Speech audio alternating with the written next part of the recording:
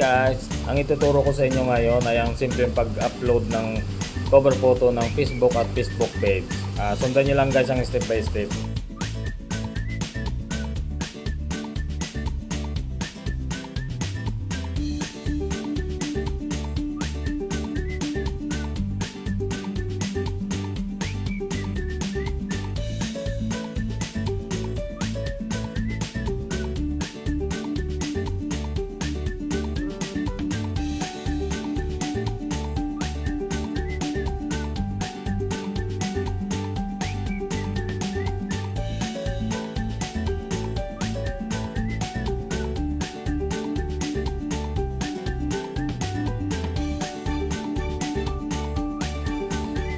Guys, tapos na ang cover photo ng Facebook.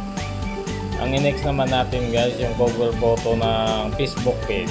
So yun, ang next natin na tutorial. So panoorin nyo lang guys hanggang dulo.